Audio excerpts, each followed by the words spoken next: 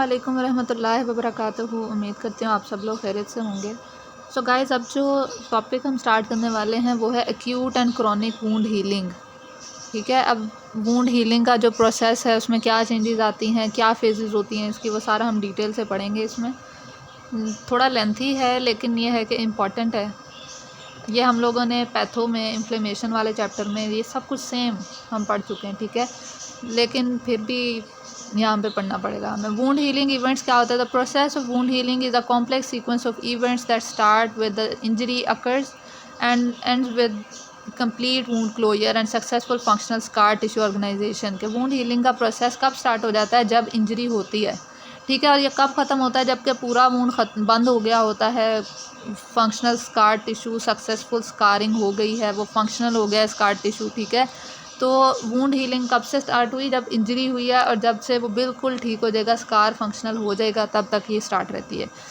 Remodelling क्या होती है? The process of wound healing can take up to 18 months. ठीक है, वुंड हीलिंग को रीमॉडलिंग का प्रोसेस ही है ना तकरीबन। तो वुंड हीलिंग जो है 18 महीने तक चलती है। Although the wound may appear to be closed, changes are occurring in the underlying tissue. This means that the wound is still vulnerable to damage. कि आपको लगता है कि स्किन ऊपर आ गई है तो जो है वुंड जो है वो अब ठीक हो गया, ऐसा नहीं होता। हमने कहा तकरीबन जो है 18 महीने तक ये चल सकता है वुंड हीलिंग का प्रोसेस। कि ऊपर से स्किन इंटैक्ट हो गई है तो इसका मतलब ये नहीं है कि अंडरलाइन चेंजेस नहीं चल रहे, तो इसका मतलब है कि ये वल्नरेबल होता है, इसको इंजरी आएगी तो दोबारा से इंजरी आने के चांसेस हो सकते हैं, दोबारा से ये ताज़ा हो सकता है। तो 18 महीने तक वुंड हीलिंग का कैस्केड होता है, 4 इवेंट्स होते हैं। ठीक है, 4 फेजेस में ये कंप्लीट होता है। हीमोस्टेसिस सबसे पहले, देन इन्फ्लेमेशन, फिर प्रोलिफरेशन और repair, and then maturation phase. ये हम डिटेल से पढ़ेंगे। Hemostasis क्या है? The disruption of tissue following injury causes hemorrhage, which initially fills the wound and exposes the blood to various components of the extracellular matrix. कि जब wound बनता है, जब टिश्यू में इंजरी आती है तो क्या होता है? हेमरेज हो जाता है। ठीक है, ब्लड सप्लाई से पूरी बॉडी में है ना। ठीक है, तो जब हेमरेज होगा कैपिलरीज लेवल पे, जिस भी लेवल पे है, तो वो जो ब्लड होगा वो initially fills the wound and exposes the blood to various components of the extra cellular matrix. ठीक है, कि जो आपका ब्लड है वो निकल के डिफरेंट कंपोनेंट्स में चला जाएगा एक्स्ट्रा सेलुलर मैट्रिक्स में, कि अब ये वैसल में तो नहीं है ना। ठीक है, हेमरेज हो गया, अब ये ब्लड जो है डिफरेंट कंपोनेंट्स जो हैं उससे एक्सपोज हो जाएगा एक्स्ट्रा सेलुलर मैट्रिक्स के।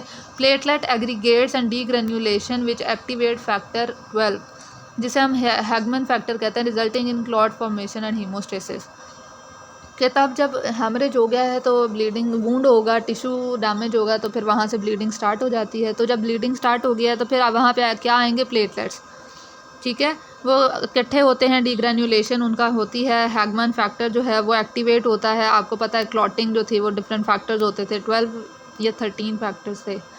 ठीक है, उनमें से कुछ जो थे वो विटामिन के डिपेंडेंट थे। इस तरह ये जो फैक्टर्स होते हैं, इनमें से जो हैगमन फैक्टर है वो एक्टिवेट कराया जाता है। उसने क्या करा देना है? क्लॉटिंग करा देनी है, वो क्लॉटिंग में रिस्पॉन्सिबल होता है। ठीक है, तो प्लेटलेट एग्रीगेट करके डीग्रेन्यूलेट होके उन्होंने हैगमन फैक्टर को एक्टिवेट कराया, हीमोस्टेसिस हो गई। हीमोस्टेसिस का क्या मतलब है? ब्लीडिंग को रोक देना।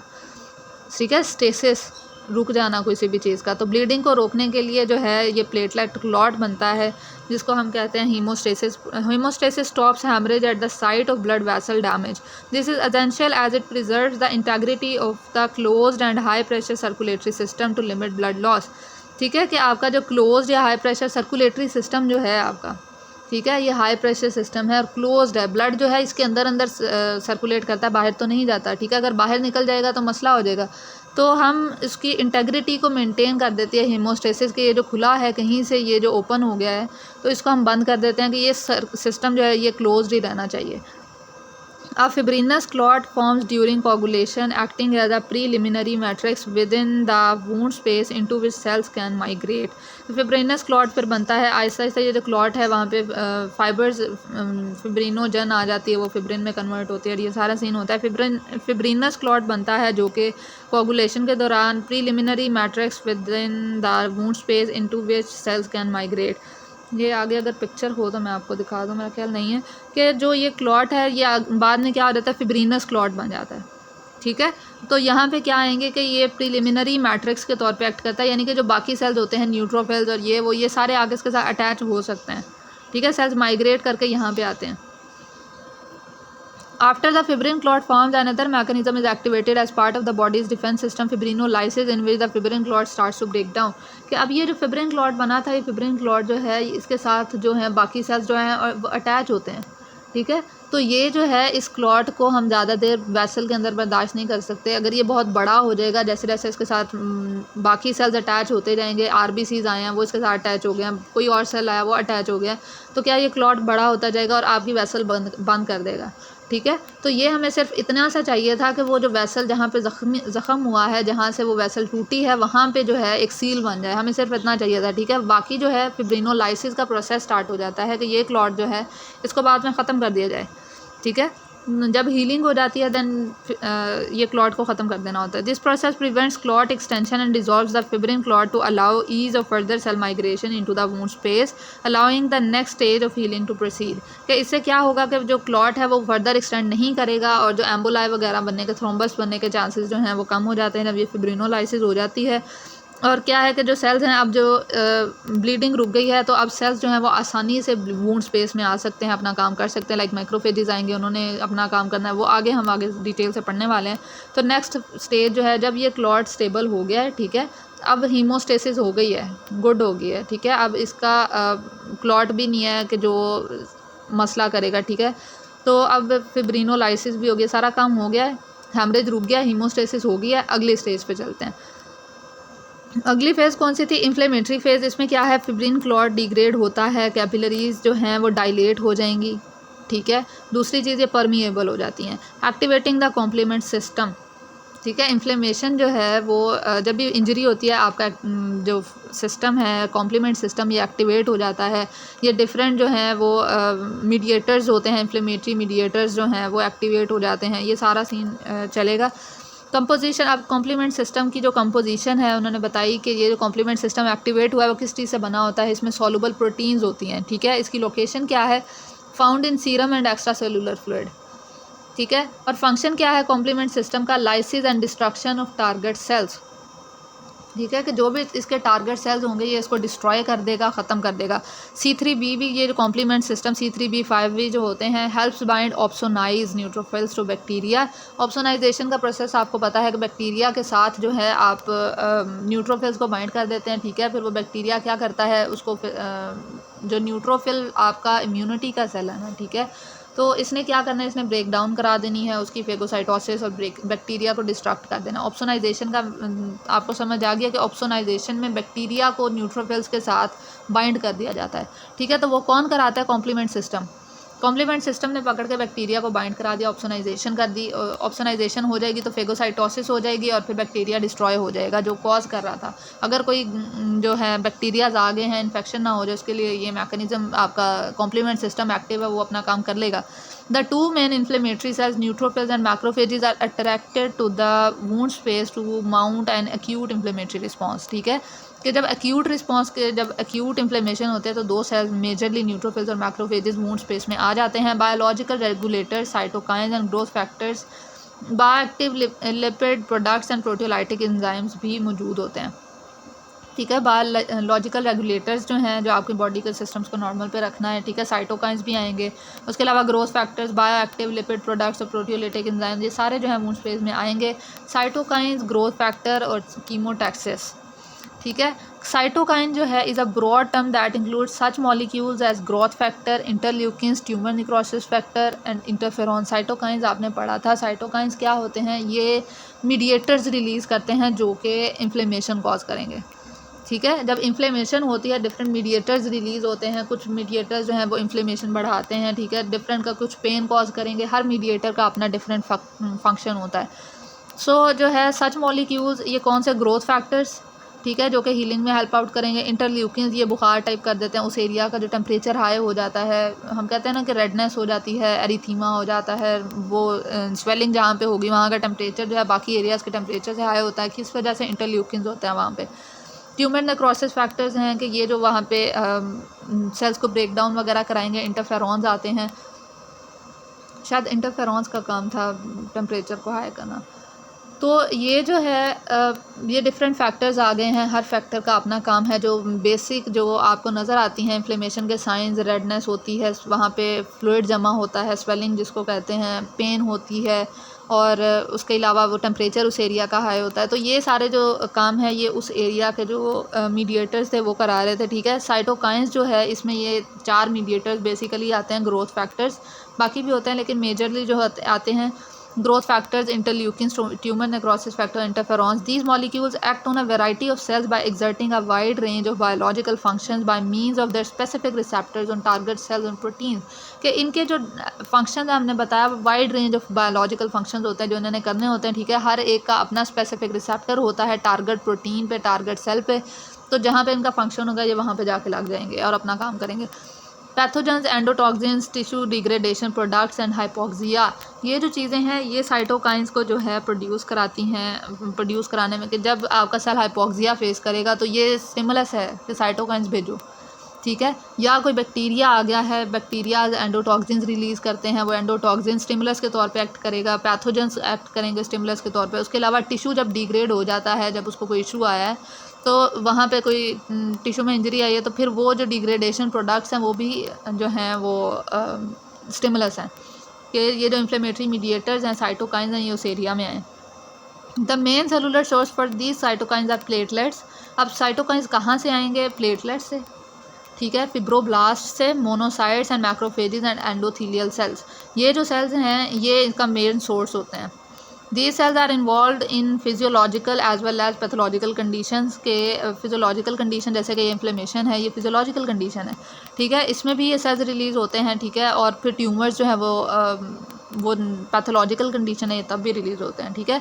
तो ये दोनों इनका काम है बस वुंड हीलिंग में अपना रोल प्ले करना, ठीक है। ये इंपॉर्टेंट मीडिएटर्स होते हैं लेकिन जो है ये पैथोलॉजिकली भी एक्ट करेंगे, फिजियोलॉजिकली भी करेंगे। जब भी इनका जो स्टिमुलस आएगा बेशक वो पॉजिटिव है बेशक वो नेगेटिव है, ये उसके रिस्पॉन्स में रिलीज़ होंगे। Cytokines regulate cell proliferation, migration, matrix synthesis, deposition and degradation and inflammatory responses in the repair process. तो साइटोकाइंस जो है इनका काम क्या है? सेल्स की प्रोलिफरेशन कराना, ठीक है, उस एरिया के अंदर सेल्स को माइग्रेट कराना, ठीक है। हमने कहा कीमोटैक्सिस, कीमोटैक्सिस का जो ऊपर वर्ड है कीमोटैक्सिस का अगर आपको मतलब नहीं पता तो कीमोटैक्सिस का मतलब होता है सेल्स को अट्रैक्ट करना उस एरिया में जहाँ पे इंजरी हुई है। और ये अट्रैक्ट कौन करते हैं? ये मीडिएटर्स, ठीक है। तो साइटोकाइंस अगर वहाँ पे होंगे तो इन्हें क्या करना है? अट्रैक्ट करना है न्यूट्रोफिल्स को, रेड ब्लड सेल्स को, आपके वाइट ब्लड सेल्स को, आपकी प्लेटलेट्स को, कि यहाँ ज़रूरत है, ठीक है। तो ये अट्रैक्ट करते हैं। तो साइटोकाइंस प्रोलिफरेशन के साथ साथ माइग्रेशन कराता है, सेल्स की मैट्रिक्स की सिंथेसिस में हेल्प आउट कराएगा, डिपोजिशन और डिग्रेडेशन के जहाँ पे डिग्रेडेशन चाहिए वहाँ पे डिग्रेडेशन कराएगा, जहाँ पे डिपॉजिट होने की ज़रूरत है कुछ चीज़ों की वहाँ पे डिपोजिशन कराएगा, और इन्फ्लेमेटरी रिस्पॉन्स कराएगा रिपेयर प्रोसेस के अंदर, ठीक है। Immediately after injury, platelet degranulation releases numerous cytokines including platelet-derived growth factor, transforming growth factor and epidermal growth factor। कि जब बंदे की इंजरी होती है तो फ़ौरन से आपकी क्या होती है? प्लेटलेट्स जो है हमने कहा डीग्रेन्यूलेशन होती है। हीमोस्टेसिस में हमने कहा था कि प्लेटलेट्स डीग्रेन्यूलेट होती हैं और हैगमन फैक्टर एक्टिवेट होता है जो क्लॉट बनाता है, ठीक है। तो ये डीग्रेन्यूलेशन फर्दर क्या करा रही है? न्यूमरस साइटोकाइंस भी रिलीज़ कराती है। तो ये साइटोकाइंस जो हैं इसमें कौन कौन से आ सकते हैं? प्लेटलेट डिराइव्ड ग्रोथ फैक्टर, ठीक है। उसके अलावा transforming growth factor, epidermal growth factor. These cytokines together with the chemotactic agent such as tissue debris and pathogenic materials attract neutrophils and later macrophages, ठीक है। ये साइटोकाइंस क्या करते हैं? बाकी कीमोटैक्टिक एजेंट्स के साथ मिल के टिश्यू डेब्रिस, कीमोटैक्टिक एजेंट जो आपके टिश्यू डेब्रिस है वो भी है, ठीक है। कीमोटैक्सिस का तो समझ आ गया ना, सेल्स को अट्रैक्ट करना। तो टिश्यू डेब्रिस, पैथोजेनिक मटेरियल या जो भी हैं ये बाकी जो कीमोटैक्टिक एजेंट्स हैं उनके साथ मिलके आपके न्यूट्रोफिल्स वगैरह को अट्रैक्ट करते हैं। बाद में जब नई नई इंजरी होती है तो आपके न्यूट्रोफिल्स आते हैं। तकरीबन 24 घंटे के अंदर ना आपके न्यूट्रोफिल्स का लेवल बहुत हाई होता है, ठीक है। 24 घंटे के बाद न्यूट्रोफिल्स कम हो जाते हैं, तब वहाँ पे मैक्रोफेजेस और ये सारे आ जाते हैं सेल्स डिग्रेडेशन करने के लिए, ठीक है। लेकिन जो स्टार्टिंग इनिशियल है ना तब न्यूट्रोफिल्स का लेवल हाई होता है, लेकिन जब आहिस्ता आहिस्ता जो है बाद में मैक्रोफेजेस भी जो हैं वो अट्रैक्ट होते हैं। In time, these cells contribute to a larger number and variety of cytokines which participate in the healing process. Cytokines have diverse effect on the healing process, interacting in additive, synergistic और inhibitory ways, ठीक है। कि ये additives के तौर पे काम भी करते हैं, साइनर्जिस्ट के तौर पे, ठीक है, जो किसी की हेल्प करता है, और इनहिबिटरी भी कर सकते हैं। Keratinocyte growth factor enhances the stimulation of collagenase synthesis exerted by insulin like growth factors. ठीक है, कि आपकी बॉडी के जो इंसुलिन लाइक ग्रोथ फैक्टर्स हैं वो क्या केराटिनोसाइड ग्रोथ फैक्टर रिलीज़ करेंगे। केराटिनोसाइड ग्रोथ फैक्टर जो है वो किसको, कोलाजिनेज की सिंथेसिस को जो है वो स्टिमुलेट करेगा, इंक्रीज़ करेगा। ठीक है, तो इस तरह जो है डिफरेंट जो फैक्टर्स होते हैं वो एक से दूसरा, दूसरे से तीसरा जो है वो साथ साथ एक्टिव हो रहा है, स्टिमुलेट हो रहा है। तो इस तरह डिफरेंट सेल्स आ गए हैं। तो अभी तक हमने हीमोस्टेसिस कराई है, इन्फ्लेमेशन हुई है, उसके डिफरेंट मीडिएटर्स, स्पेसिफिकली साइटोकाइंस जिसमें इंटरल्यूकिन्स थे, इंटरफेरॉन्स थे, और ट्यूमर नेक्रोसिंग फैक्टर था, ग्रोथ फैक्टर्स थे। तो ये सारे उस एरिया पे आए हैं। उन्होंने ये प्लेटलेट्स जो हैं डीग्रेन्यूलेशन से भी आते हैं, डिफरेंट साइटोकाइंस आते हैं। इनका क्या काम था, 3 वे में काम करते हैं, एडिटिव के तौर पे काम करते हैं, इनहिबिटरी कर सकते हैं, साइनर्जिस्ट के तौर पे काम कर सकते हैं। ठीक है, ये सेल की हीलिंग में हेल्प आउट कराते हैं, इन्फ्लेमेशन में हेल्प आउट कराते हैं, कीमोटैक्सिस इनका फैक्टर है। उसके अलावा जो है ग्रोथ में कहीं पे जहाँ पे डेपोजिशन की ज़रूरत है डेपोजिशन कराएंगे। तो थोड़ी बहुत स्टोरी जो है आपके जहन में, अगर एक एक लाइन में आपको नहीं कहती एक एक लाइन याद रखो, मैं आपको कहती हूँ कि एक स्टोरी के जो मेजर चीज़ आपके जहन में अगर बैठती है तो वो ठीक है, कि अभी तक हमने ये किया, साइटोकाइंस ने डिफरेंट अपने फंक्शंस किए हैं। सो यहाँ पे उन्होंने थोड़ा सा डिटेल से बताया कि कौन सा ग्रोथ फैक्टर क्या करता है। ठीक है, प्लेटलेट से जो है ट्रांसफॉर्मिंग ग्रोथ फैक्टर रिलीज़ होता है जो कि कीमोटैक्सिस फिब्रोब्लास्ट की कराता है। इस तरह ये इतना डिटेल से याद करने की ज़रूरत नहीं है। ठीक है, अब आ जाती है प्रोलिफ्रेशन फेज़।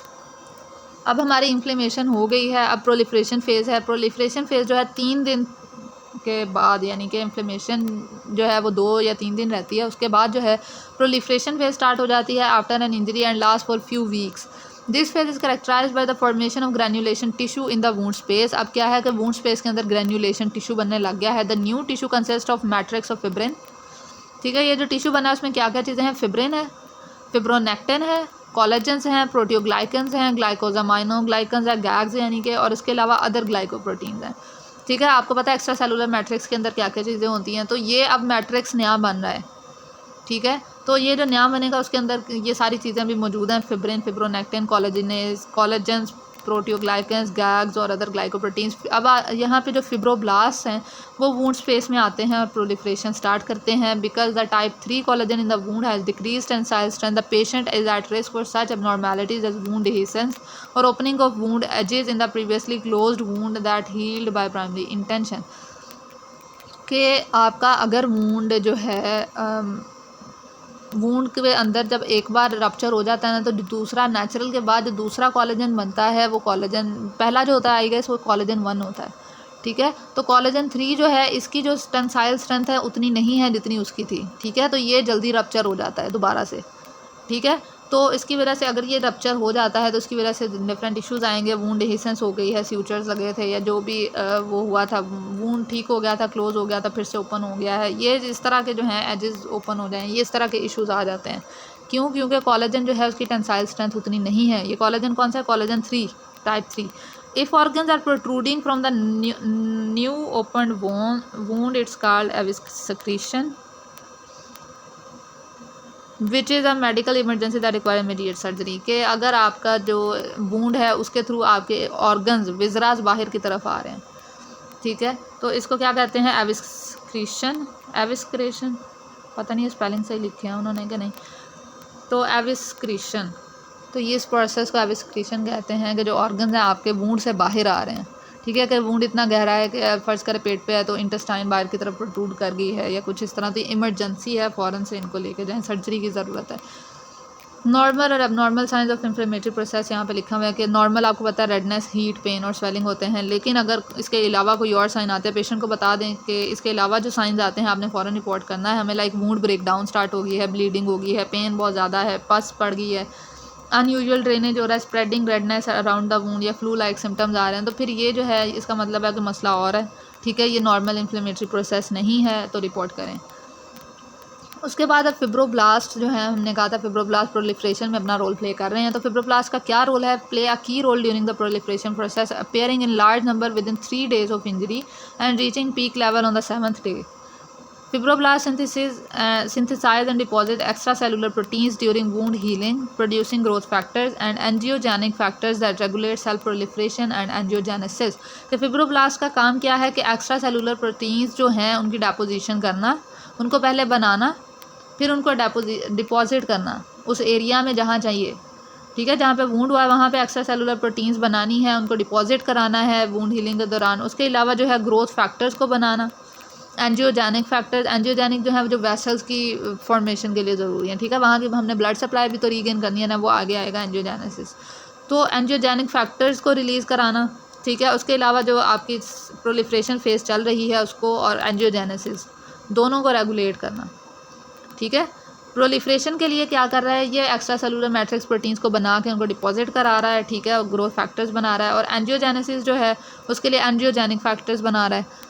अब granulation tissue is comprised of many mesenchymal and non-mesenchymal cells with distinct phenotypes, inflammatory cells and new capillaries embedded in a loose extracellular matrix composed of collagens, fibronectin and proteoglycans।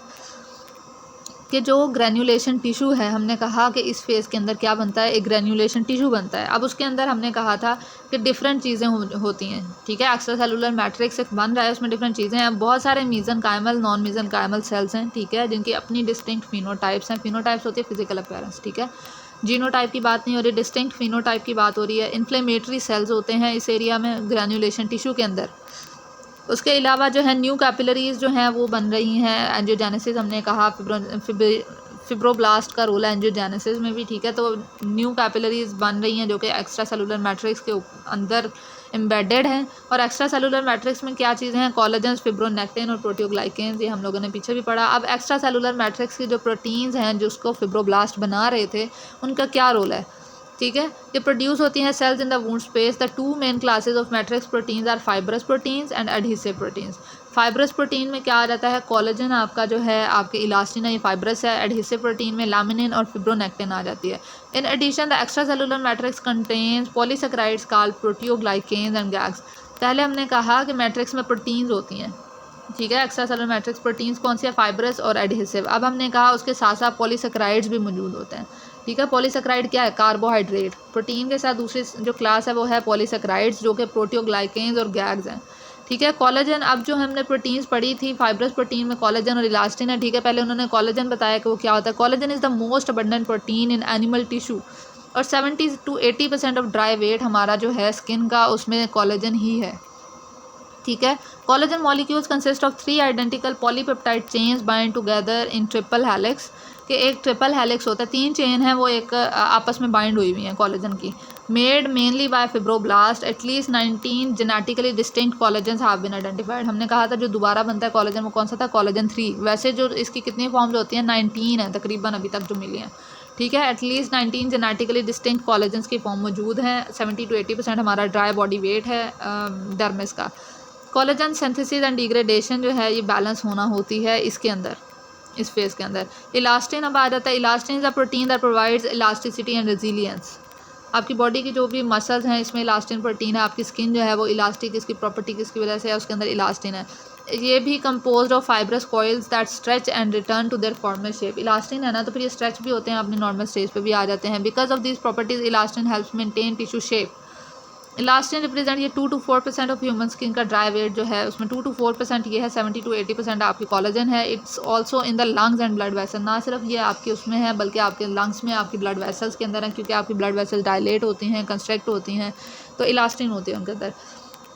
It's secreted in the extra cellular space as a soluble precursor tropoelastin, ठीक है। आपकी जो extra cellular जो है ना space, उसके अंदर ये इलास्टिन की फॉर्म में नहीं जाती। एक सॉल्युबल प्रोडक्ट है इसकी ट्रोपो इलास्टिन, इसकी फॉर्म में जाती है, जो कि बाइंड होती है microfibrillar proteins to form an elastic fibre network, ठीक है। इसकी जो सॉल्युबल फॉर्म है वो रिलीज़ होती है एक्स्ट्रा सेलुलर स्पेस के अंदर, जो कि माइक्रोफिब्रिलर प्रोटीन्स जो होती हैं, माइक्रोफिब्रिल्स जिसके होते हैं, वहाँ पे जाके बाइंड करके इलास्टिक फाइबर नेटवर्क बनाती है। उसके बाद आ जाती है laminin.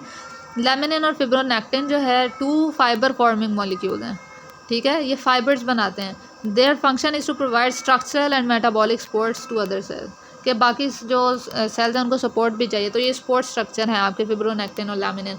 Fibronectin is found in plasma and contains specific binding sites on its molecular walls for cells, collagens, fibrinogens and proteoglycans. तो फिब्रोनेक्टिन जो है उसके ऊपर जो है डिफरेंट बाइंडिंग साइट्स मौजूद हैं, किसके लिए?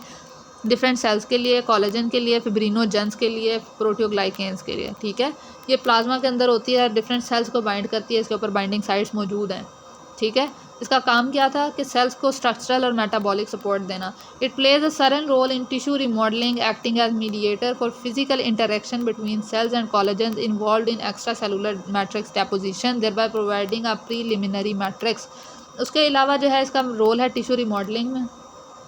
ठीक है, acting as a mediator for physical interaction between cells and collagens involved in extra cellular matrix deposition, कि ये जो है डिफरेंट जो है मीडिएटर के तौर पे भी एक्ट करती है फिजिकल इंटरेक्शन जो डिफरेंट सेल्स और कोलेजन, हमने कहा कि इसके ऊपर बाइंडिंग साइट्स हैं।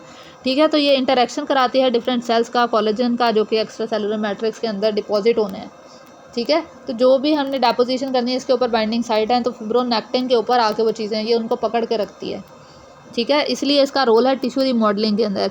Thereby providing a preliminary matrix. Proteoglycans आ जाते हैं, consist of central core protein combined with a number of GAG chains that may be one or several type.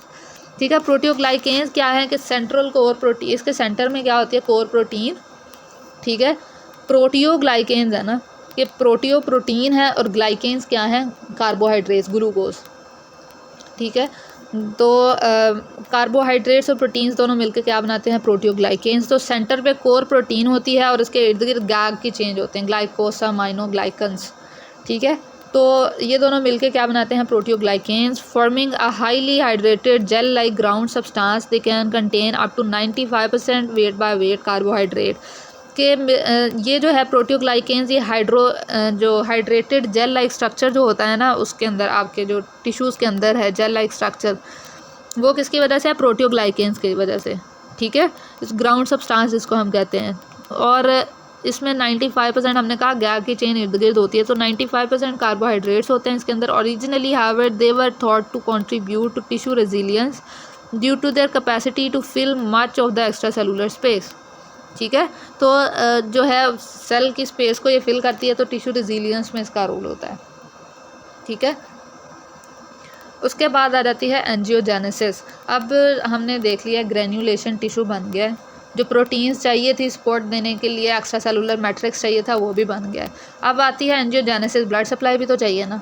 ठीक है, वहाँ की ब्लड जो थी वो सप्लाई अगर कॉम्प्रोमाइज़ हो गई थी, कोई मसला जो भी हुआ था, हेमरेज हुआ था, वहाँ की आर्टरीज भी तो कैपिलरीज भी तो ख़त्म हुई थी, अब नहीं बनेंगी।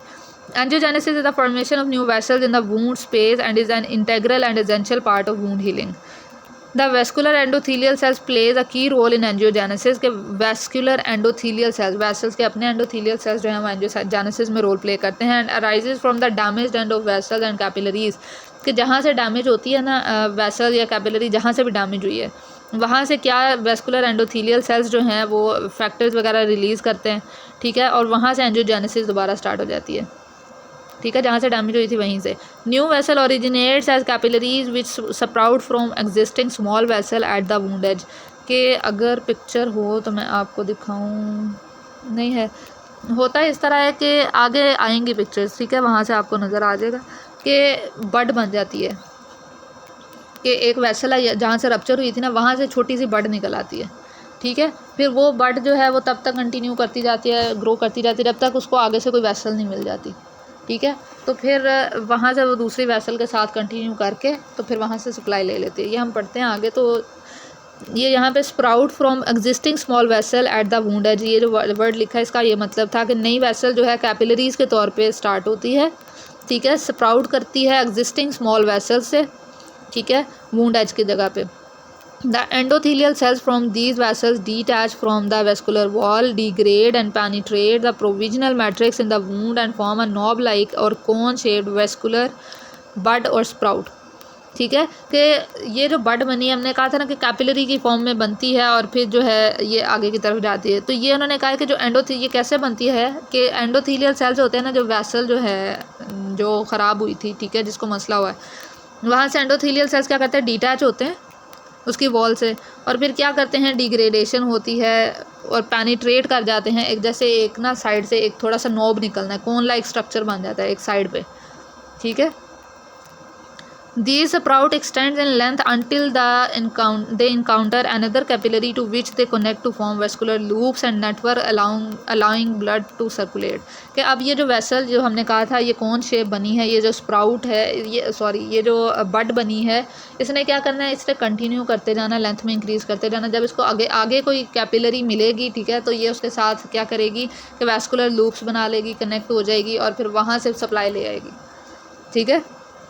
This pattern of vascular growth is similar in skin, ये ना सिर्फ स्किन में बल्कि मसल्स में, इंटेस्टाइनल वूंड्स में, सब में सेम होता है। एपिथेलाइजेशन, अब जो फोर्थ पार्ट था वो क्या था, एपिथेलाइजेशन होना शुरू हो जाती है। अब स्किन जो है उसके एपिथेलियम जो है सही बनेगी। एपिथेलियम की हीलिंग और epithelialisation which begins a few hours after injury, ये स्टार्ट हो जाती है। Marginal basal cells which are normally firmly attach to the underlying dermis change their cell adhesion property and start to lose their firm adhesion. कि जो आपके marginal basal sales होते हैं ना, ठीक है, एपिथेलियम के, स्किन के, उन्होंने क्या करना है, नॉर्मली क्या करते हैं, अटैच होते हैं आपकी डर्मस के साथ, ठीक है। एपिडर्मिस के जो सेल्स होते हैं वो डर्मिस के साथ बहुत अच्छे से अटैच होते हैं, लेकिन जो है ये क्या करते हैं, अब इन्होंने एडहीजन जो है उनसे ख़त्म करनी है अपनी डर्मिस वाले सेल्स के साथ, ठीक है, और वहाँ से ये लूज़ हो जाते हैं, फिर माइग्रेट करते हैं जहाँ पे ज़रूरत है, जहाँ पे मैट्रिक्स बनाना है, जहाँ पे एपिथेलाइजेशन की ज़रूरत है, ये वहाँ पे माइग्रेट कर जाते हैं, ठीक है। Migrating in a leapfrog or train fashion across the provisional matrix, horizontal movement is stopped when cell meets, this is known as contact inhibition. के जहाँ पे देखें ऊपर एपिथेलियम, जहाँ पे वुंड होगा वहाँ पे तो एपिथेलियम नहीं है ना, ठीक है, वहाँ पे उसकी एपिथेलियम में तो स्किन तो गई वहाँ से, तो जहाँ पे स्किन नहीं, जहाँ से स्किन है ना वहाँ से क्या करेंगे, एपिथेलियल सेल्स अपनी नीचे वाली डर्मिस से डिटैच होंगे और ट्रैवल करना स्टार्ट कर देंगे, ठीक है। वो वुंड के ऊपर से होते होते ये तब तक ट्रैवल करेंगे जब तक उनको अगला एज नहीं मिल जाता, जहाँ से दूसरे उनको सेल्स नहीं मिल जाते। जब ये वहाँ पे दूसरे सेल्स के साथ पास पहुँच जाते हैं, देन ये क्या करते हैं, ये स्टॉप हो जाते हैं, ठीक है। चारों तरफ से आएंगे ना, ठीक है, फिर आहिस्ता आहिस्ता जो है ये मिल जाएंगे। जब इसको कहेंगे कॉन्टैक्ट इनहिबिशन हो गई है, ठीक है, इसका मतलब है कि एपिथेलियम के सेल जितने ही चाहिए थे अब वो ऊपर आ गए हैं, ऊपर एक कवर बन गया। सो अब एपिथेलियम सही हो गई है, अब वुंड ने कॉन्ट्रैक्ट करना है। The final feature of the proliferation phase normally starts 5 days after injury, ठीक है। प्रोलिफरेशन में हम लोगों ने सारा कुछ देख लिया है, मैट्रिक्स बन गया है, एपिथेलियम बन गई है, अब जो है वुंड ने कॉन्ट्रैक्ट होना है, ठीक है। तो ये फाइनल फेज अब तकरीबन 5 दिन बाद ये जो स्टार्ट हो जाती है। Wound contraction appears to be a dynamic process in which cells organise their surrounding connective tissue matrix, acting to reduce the healing time by reducing the amount of extracellular matrix that needs to be produced, ठीक है। कि wound contraction जो है ये एक dynamic process है, ठीक है, ये चलता रहता है, जिसमें क्या होता है कि सेल्स अपने आप को ऑर्गेनाइज करते हैं अपने सराउंडिंग टिश्यू मैट्रिक्स जो होता है कनेक्टिव टिश्यू उनके अकॉर्डिंग, ठीक है। काम इनका क्या है कि ये जो वुंड जो है कॉन्ट्रैक्शन हो रही है इसका क्या काम है कि जो हीलिंग टाइम है एक तो वो कम हो, ठीक है, उसके अलावा जो एक्स्ट्रा सेलुलर मैट्रिक्स बन रहा है उसकी अमाउंट कम हो, ठीक है। जितनी भी प्रोडक्ट के वुंड जो है जितनी जल्दी कॉन्ट्रैक्ट होके बंद हो जाएगा उतना कम आपको एक्स्ट्रा सेलुलर मैट्रिक्स बनाना पड़ेगा, ठीक है, उतना जो दूसरा है हीलिंग टाइम है वो उतना कम होगा। तो ये काम जो है 5वें दिन ही स्टार्ट हो जाता है। The contractile activity of fibroblast and myofibroblast provide the force for this contraction. के जो फिब्रोब्लास्ट जो हैं उनकी फिब्रोब्लास्ट और मायोफिब्रोब्लास्ट होते हैं उस एरिया के अंदर, तो इनकी कॉन्ट्रैक्टाइल एक्टिविटी है जो इस कॉन्ट्रैक्शन की फोर्स जो है, जो हम कह रहे हैं ना वुंड की कॉन्ट्रैक्शन होनी है, तो आपके वुंड के जो ऊपर एपिथेलियम भी आ गई है साइडों पे, आपके फिब्रोब्लास्ट हैं, ये क्या करते हैं कि ये कॉन्ट्रैक्ट करते हैं, ठीक है, तो फोर्स जनरेट होती है, तो वुंड एजेस जो हैं एक दूसरे के पास आते हैं, ठीक है। These cells may use integrins and other adhesion mechanisms to bind to the collagen network, कि ये बाइंड करने के लिए इंटेग्रिन्स को भी यूज़ कर सकते हैं या अदर एडहीजन मैकेनिज्म्स के कोलेजन नेटवर्क से बाइंड करना ना इन्होंने, जब वुंड कॉन्ट्रैक्शन होगी आपस में बंद भी तो करना है वुंड को। And alter its motility bringing the fibrils and subsequently the wound edges closure, ठीक है। Because the myofibroblast displays many cell-to-cell and cell-to-matrix contacts, the cellular contraction pulls collagen fibrils towards the body of the myofibroblast until they are fully contracted. कि myofibroblast जो है ना इसमें cell to cell junctions भी हैं, अगर आपने fibroblast और जो आपके डिफरेंट सेल्स होते हैं जब आपकी स्किन के अंदर, अगर आपने मायोफिब्रोब्लास्ट की एम्ब्रियोलॉजी या जो भी हिस्टो देखी हो, हिस्टोलॉजिकल एग्जामिनेशन देखा, तो आपके जो सेल टू सेल जंक्शंस होते हैं, ठीक है, फिब्रोब्लास्ट एक या दो तो नहीं पड़े हुए, बहुत सारे फिब्रोब्लास्ट हैं, ठीक है, आपस में इनके सेल टू सेल जंक्शंस भी हैं, आपस में भी हैं, सेल टू मैट्रिक्स जंक्शन भी हैं, ठीक है। तो ये जो मायोफिब्रोब्लास्ट हैं, इनके डिफरेंट जंक्शंस हैं, ये क्या करते हैं, cellular contraction pulls collagen fibrils towards the body of the myofibroblast, के जो सेल जब कॉन्ट्रैक्ट करता है तो जो आपके कोलेजन फिब्रिल्स हैं डिफरेंट हैं, बहुत सारे हैं, ठीक है, तो ये क्या करते हैं कि मायोफिब्रोब्लास्ट की बॉडी की तरफ यानी कि सेंटर की तरफ आते हैं जब तक कि फुल कॉन्ट्रैक्शन नहीं हो जाती, वुंड क्लोज नहीं हो जाता। This gathering of collagen fibres towards the myofibroblast cell body leads to shrinkage of granulation tissue, कि जितने भी कोलेजन फाइबर्स थे वो अब कॉन्ट्रैक्ट होकर किसकी तरफ आ रहे हैं, मायोफिब्रोब्लास्ट की बॉडी की तरफ, और तब तक चलेगा जब तक ग्रैन्युलेशन टिश्यू बिल्कुल श्रिंक ना हो जाए, ठीक है। इससे क्या होगा कि ग्रैन्युलेशन टिश्यू और कम हो जाएगा, स्कार जो बनेगा वो और छोटा होगा। The ECM of the wound is continuous with the undamaged wound margin, enabling the granulation tissue shrinkage to pull on the wound margin, leading to wound contraction। कि जो आपका एक्स्ट्रा सेलुलर मैट्रिक्स वूंड का और जो दूसरा normal है वो आपस में कनेक्टेड है ना, तो उससे क्या होगा कि ग्रैन्युलेशन टिश्यू की कंस्ट्रक्शन जो है वो जो है श्रिंकेज जो हो रहा है वो ईजी हो जाएगा, वो पुल करेंगे। द मायोफिब्रोब्लास्ट थेरी, अब एक थेरी आती है कि एक है मायोफिब्रोब्लास्ट थेरी, जो क्या कहती है, proposes that the coordinated contraction of many myofibroblasts synchronized with the help of gap junctions generates the force necessary for wound contraction। कि जब wound contraction के लिए फोर्स आती है वो कहाँ से आती है, कि बहुत सारे मायोफिब्रोब्लास्ट जो हैं वो आपस में इकट्ठे काम करते हैं, उनके आपस में कनेक्शन होते हैं ना, गैप जंक्शंस होते हैं जो कि चीज़ों को आगे पीछे करने के लिए, ठीक है, लेने देने का काम करते हैं। तो गैप जंक्शंस की हेल्प से मायोफिब्रोब्लास्ट जो हैं आपस में कनेक्टेड हैं, ठीक है, और ये इनकी सिंक्रोनाइज्ड एक्टिविटी है जिसकी वजह से जो है ये फोर्स प्रोड्यूस होती है कि जो सेल्स हैं वो कॉन्ट्रैक्ट कर जाएं, आपका वूंड जो है उसकी कॉन्ट्रैक्शन हो जाए। ये कौन सी थेरी है, मायोफिब्रोब्लास्ट थेरी, मतलब कि ये कहते हैं कोऑर्डिनेटेड कॉन्ट्रैक्शन है, सारे मिलके कर रहे हैं। फिर दूसरी थेरी आती है ट्रैक्शन थेरी, वो क्या कहती है, proposes that fibroblast bring about a closer approximation of matrix fibrils by exerting traction force. कि फिब्रोब्लास्ट जो हैं ये जो क्लोजिंग कर रहे हैं, अप्रॉक्सीमेशन कर रहे हैं, कॉन्ट्रैक्शन कर रहे हैं, कैसे कर रहे हैं, ट्रैक्शन फोर्स की हेल्प से, ठीक है, on extracellular matrix fibres to which they are attached, ठीक है। कि ये उसने वो पिछली थ्योरी कहती थी मायोफिब्रोब्लास्ट जो हैं वो सारे इकट्ठे होके एक फोर्स जनरेट करते हैं, ठीक है, और जो फोर्स है वो क्या करती है कि वूंड एजेस जो है उनको अंदर की तरफ लेके आती है, वूंड कॉन्ट्रैक्शन होती है। जो ट्रैक्शन थ्योरी है वो क्या कह रही है कि जो फिब्रोब्लास्ट हैं वो उनकी आपस में मैट्रिक्स फिब्रिल्स होते हैं, ये जितने भी हैं इनकी आपस में अप्रॉक्सीमेशन तो होती है, ठीक है। तो ये जो आपके फिब्रोब्लास्ट हैं ये क्या करते हैं, इनकी जो ट्रैक्शन फोर्सेज हैं इसकी वजह से क्या होता है कि एक्स्ट्रा सेलुलर मैट्रिक्स जो हैं वो उसके जो फाइबर्स हैं वो आपस में अंदर की तरफ आते हैं। मतलब कि आगे इसको डिटेल से लिखा हुआ है कि फिब्रोब्लास्ट ना तो शॉर्ट होते हैं लेंथ में, ना ही ये कोऑर्डिनेटेड मल्टी सेलुलर मैनर में है कि सारे मिल के कर रहे हैं। हर कोई इंडिविजुअल ये कहता है कि हर फिब्रोब्लास्ट अपनी फोर्स लगा के उसको सेंटर की तरफ लेके आ रहा है, वो उनको कॉन्ट्रैक्ट करने की कोशिश कर रहा है, ठीक है। और जो फोर्स है वो ट्रैक्शन की फोर्स है, ठीक है। मतलब कि इन्होंने किसको गलत कर दिया, जो पीछे मायोफिब्रोब्लास्ट थ्योरी आई थी उन्होंने क्या कहा था कि फिब्रोब्लास्ट जो है मायोफिब्रोब्लास्ट मिलके काम करते हैं और फिर उसको वूंड को कॉन्ट्रैक्शन कराते हैं। ये कहते हैं कि नहीं, फिब्रोब्लास्ट जो है ना तो ये शॉर्ट होते हैं, आप कह रहे हैं कॉन्ट्रैक्शन होती है, हम कहते हैं ये शॉर्ट ही नहीं होते हैं, ठीक है। ना उनकी लेंथ कम ज़्यादा होती है, ना ही ये कोऑर्डिनेटेड मल्टी सेलुलर मैनर में काम करते हैं, बल्कि ये कंपोजिट फोर्स है, ठीक है।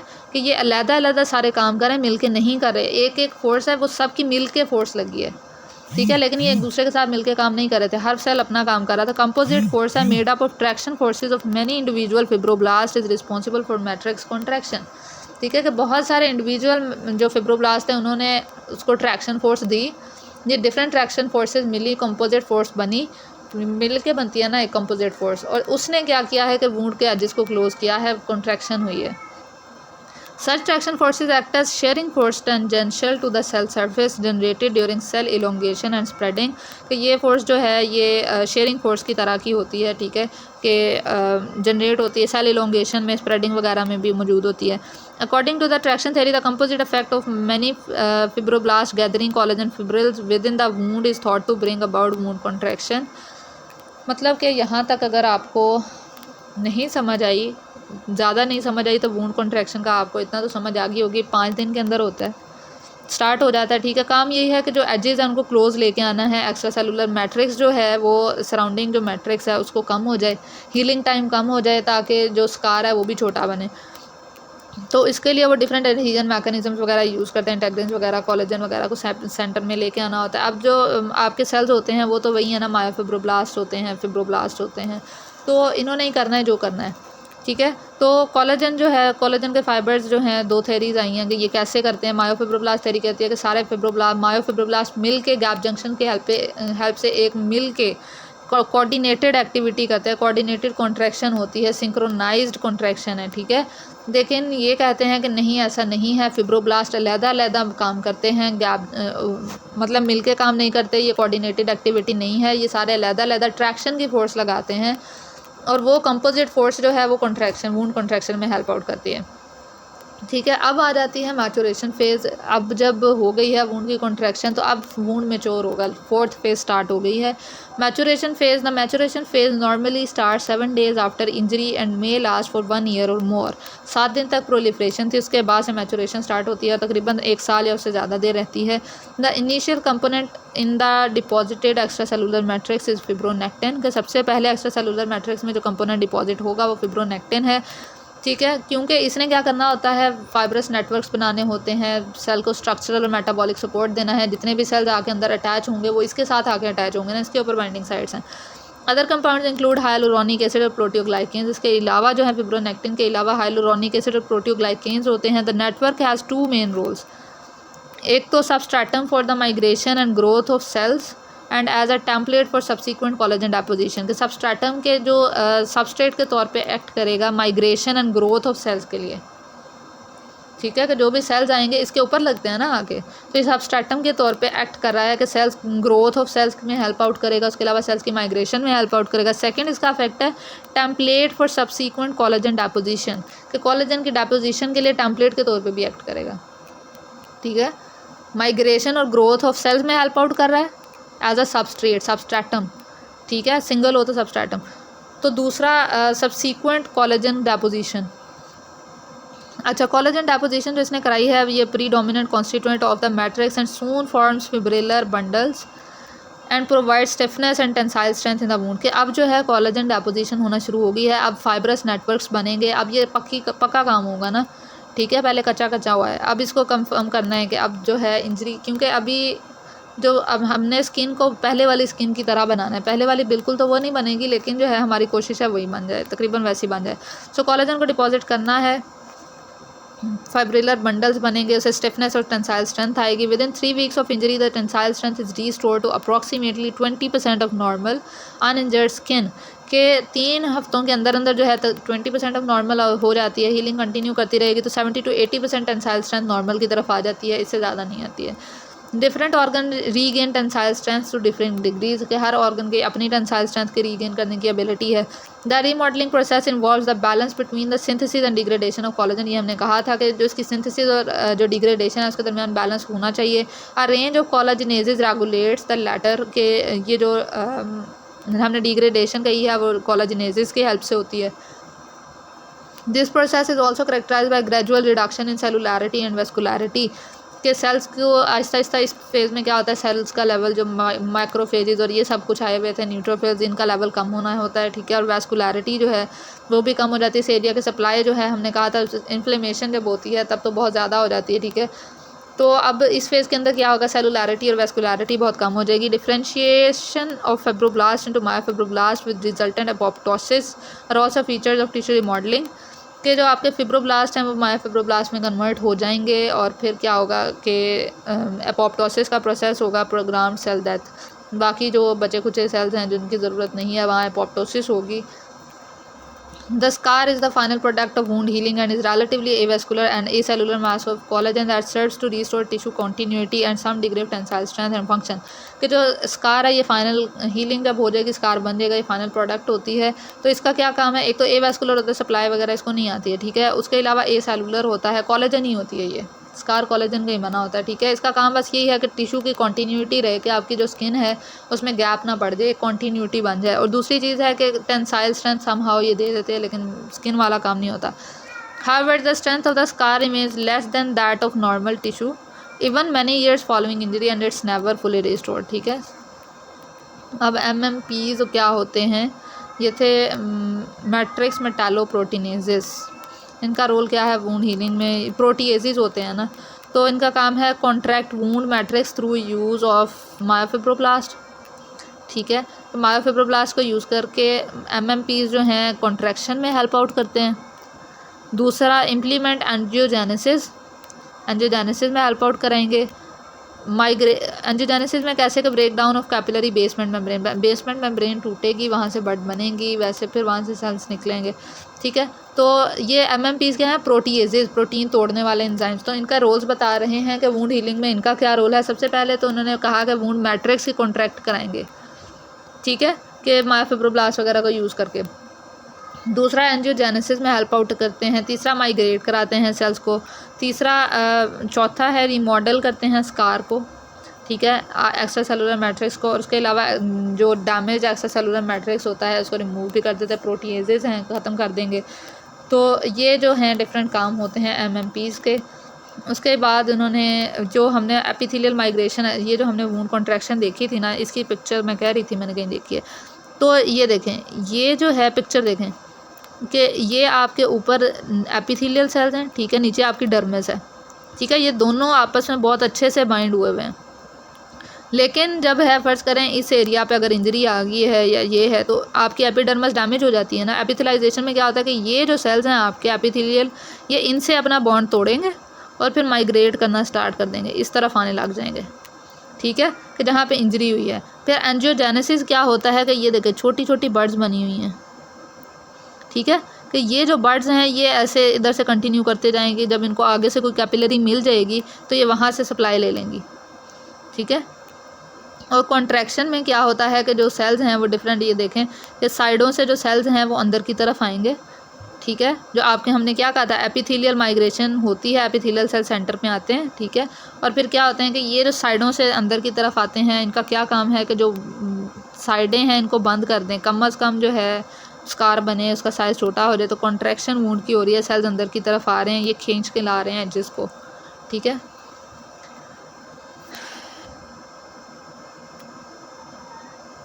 ये पेशेंट को बताना है कि पेशेंट को कि अकर द डिफरेंट चेंजेस जो होते हैं स्कार में आएंगी टाइम के साथ साथ। Initially the scar may be red and raised but over time will become paler and flatten out.